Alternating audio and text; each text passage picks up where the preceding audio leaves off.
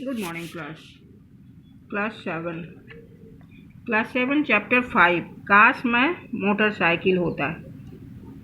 अब देखो इसमें क्या है। यदि कोई दुर्घटना घटती है तो हमें मूक दर्शक बनकर तमाशा देखना चाहिए या घायल व्यक्ति को अस्पताल पहुंचाना चाहिए। आजकल लोग घटनास्थल पर क्या करते हैं, वीडियो बनाने लगते हैं। घायल बेचारा तड़पता रहता है। दुर्घटना को कोई कमाई या साधन बना लिया जाता है। हमारी प्रशासनिक व्यवस्था भी पहले यह देखती है कि दुर्घटना किस क्षेत्र में हुई, तब तक घायल व्यक्ति की दशा और अधिक बिगड़ जाती है। बीमा कंपनी वाले फर्जी बिल बनाकर कंपनी को पैसा वसूलते हैं।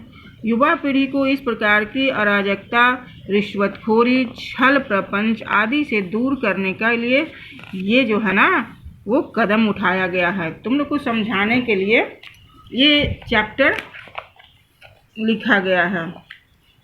लेखक इसके कौन हैं? लेखक हैं श्रीलाल शुक्ल।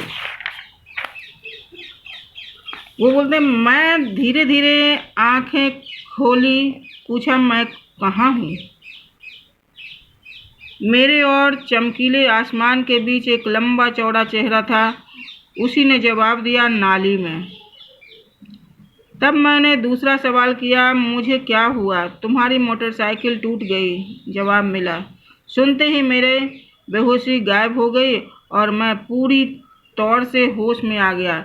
एक दरकी हुई टांग और एक टूटी हुई टांग, एक टूटी हुई बाँह, सनसनाती खोपड़ी, रुआंसी शक्ल। पूरे तौर में होश में आने के बाद शायद यही मतलब है। एक टांग ब्रेक हो गया, एक टांग टूट गया और चेहरा रुआसा हो गया। मैंने पूछा, मेरी मोटरसाइकिल को क्या हुआ? शायद मेरा दायां हाथ टूट गया है। भीड़ में से किसी ने कहा, हुआ यह कि अब तक मुझे जो भूत प्रेत और चुड़ैल हवाओं में तैरती नजर आ रही थी, उन्हीं को लेकर यह हमदर्द इंसानों की भीड़ बन गई। मतलब शायद मुझे, भीड़ में से किसी ने कहा, हुआ यह कि अब तक मुझे जो भूत प्रेत और चुड़ैलों की हवा में तैरती नजर आ रही थी, उन्हीं को लेकर यह हमदर्द इंसानों की भीड़ बन गई। तो ऐसा हुआ था, यानी मेरा दायां हाथ टूट गया था। दरअसल कुछ उससे भी ज्यादा हुआ, यानी टांग का एक हड्डी भी दरक गई। कंधे को भी शायद कुछ हुआ था। सिर चकरा रहा था। गंदे पानी की नाली मुझ में थी, मैं नाली में था। हमदर्द लोग की सहारा देकर मुझे नाली से बाहर निकाला। मैं उसी के किनारे कूड़े के ढेर पर जैसे पसड़ गया। तब तक दूर से किसी मोटर का हॉर्न सुनाई दिया। लंबे चौड़े चेहरे का था, ने बोला, वाह, एम्बुलेंस आ गई। तब तक घटना चक्र कुछ समझ में आ चुका हुआ था कि मैं आज इस बसंती हवा में अपनी मोटरसाइकिल से एक अजनबी सड़क पर आ निकला था और तभी कोई ट्रक मेरी मोटरसाइकिल के पीछे से छूता हुआ निकल गया। ट्रक के लिए यह मामूली सी घटना थी, मगर वहीं मेरे और मेरी मोटरसाइकिल के लिए यह दुर्घटना बन गई। समझ में आ रहा है ना हिंदी? यानी कि वो मोटरसाइकिल से निकले थे और एक पीछे से एक ट्रक ने उसे छूता हुआ निकल गया, तो ये नाली में गिर गया। इनका दायां हाथ टूट गया, पैर में भी कुछ क्रैक हुआ।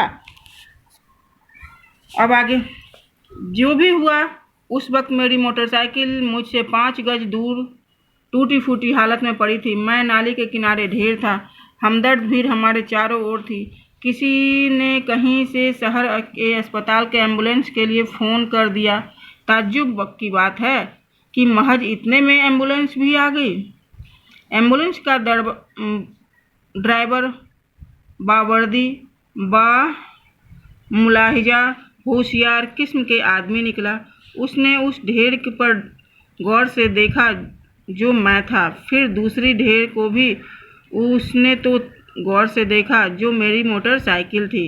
फिर उसने अपने साथ एक बुनुमा आदमी के साथ कुछ विचार विमर्श करना शुरू कर दिया। बाबूनुमा मतलब वो एक एम्बुलेंस का ड्राइवर था। वो एक तरफ लेखक को देखा, दूसरी तरफ उसकी मोटरसाइकिल को देखा, और बाबूनुमा जो आदमी था ना, बड़ा आदमी, उससे कुछ बात विमर्श करने लगा। बाबू कोई नक्शा देख रहा था, ड्राइवर भी उसी नक्शे में झुक गया। फिर सीधा होकर वह सीट पर जाकर बैठ गया। देखते ही देखते उसने गाड़ी स्टार्ट कर दी।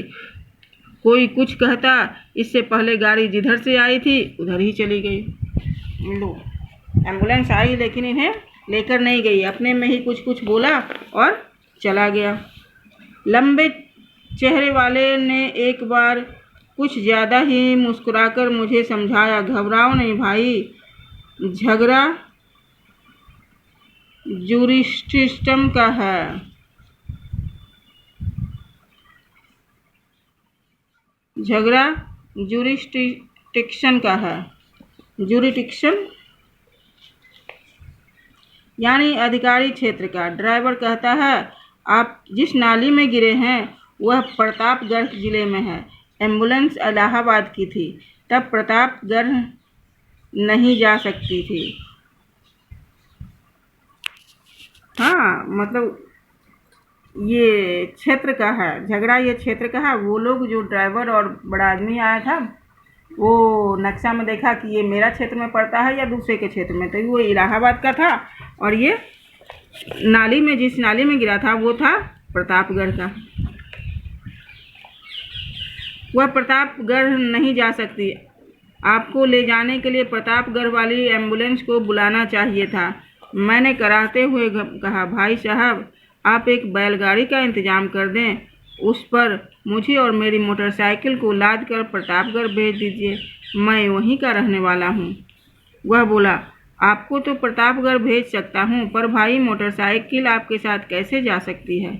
क्यों भाई? इसलिए कि तुम जिस नाली में पड़े हो वो प्रतापगढ़ में है, और पर मोटरसाइकिल जहाँ पड़ी है वह ज़मीन इलाहाबाद ज़िले की है। हाँ, वो बोला कि अच्छा भाई, वो चला गया तो तुम ना वहाँ से एक बैलगाड़ी ही बुलवा दो, मैं और मेरा मोटरसाइकिल उस पर लदवा दो, हम प्रतापगढ़ के ही हैं, हम वहाँ चले जाएंगे। तो बोला कि नहीं, तुम तो जा सकते हो भाई, लेकिन तुम्हारी मोटरसाइकिल नहीं जा सकती है। क्यों? तो वो जिस ज़मीन पर पड़ी है वो इलाहाबाद ज़िले में है। मोटर बीमा वाले इलाहाबाद से आकर इसे ले जाएंगे, इसकी मरम्मत इलाहाबाद में होगी, इसका इलाज, आपका इलाज रामगढ़ में होगा, प्रतापगढ़ में होगा। मैं प्रतापगढ़ भी न जा पाया। लंबे चेहरे वाले आदमी का नाम भारत जी था। भारत जी मुझे अपने घर ले आए। घर नाली के पास ही था। बोले, आप इस वक्त प्रतापगढ़ जाने की हालत में नहीं हैं, मैं आपको यहीं इलाज करा दूंगा। आपकी मोटरसाइकिल मैंने इलाहाबाद के बीमा अफसर के हवाले कर दिया है। आप यहीं रुककर तंदुरुस्ती बनाएं और आराम से मोटरसाइकिल का इंतज़ार कीजिए।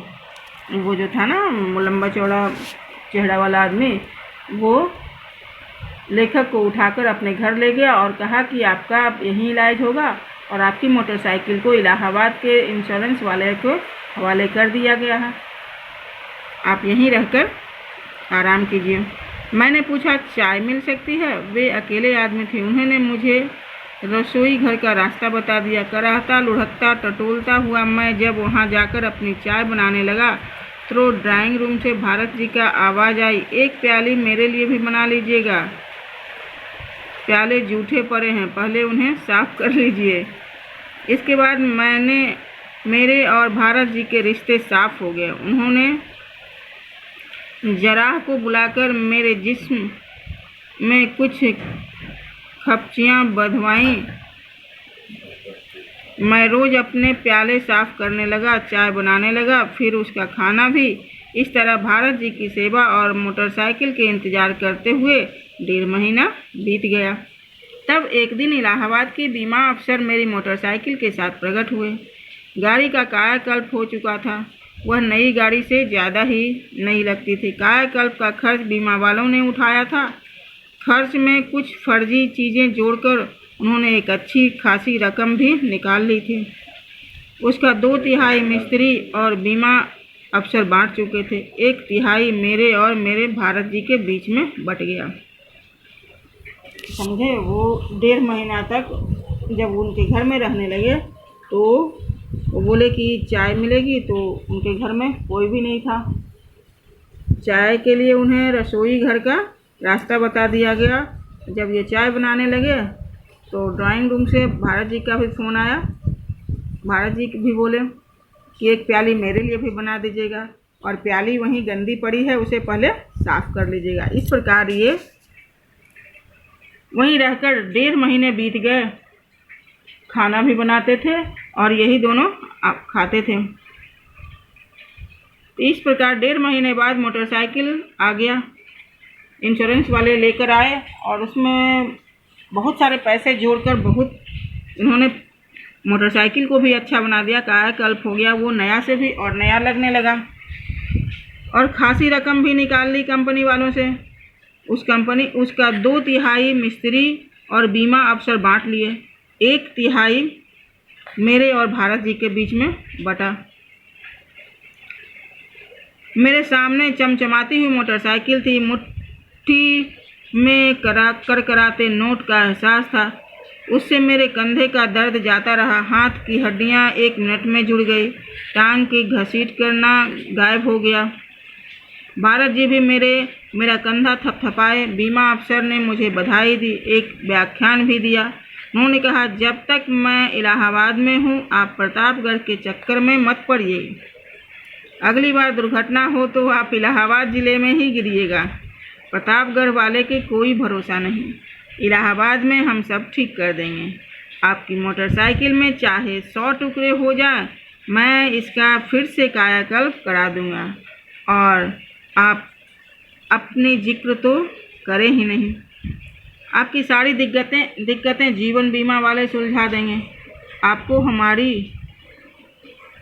टेरिटरी में कभी कोई परेशानी नहीं होगी। एक्सीडेंट में आप मर जाएं तब भी कोई बात नहीं। यकीन माने, आपके मरने के बाद हम बीमा वाले आपको यानी आपके घर वाले के मालामाल कर देंगे। मैंने कहा कुछ नहीं, सिर्फ सोचा, मुझसे अच्छी किस्मत तो मेरी मोटरसाइकिल की है। सोचो कितना अच्छा। आजकल के लोग कैसे होते हैं, कंपनी से पैसा ले लेते हैं, अपने भी रख देते हैं, मिस्त्री को दे देते हैं, और कुछ जबकि सारा पैसा होना चाहिए।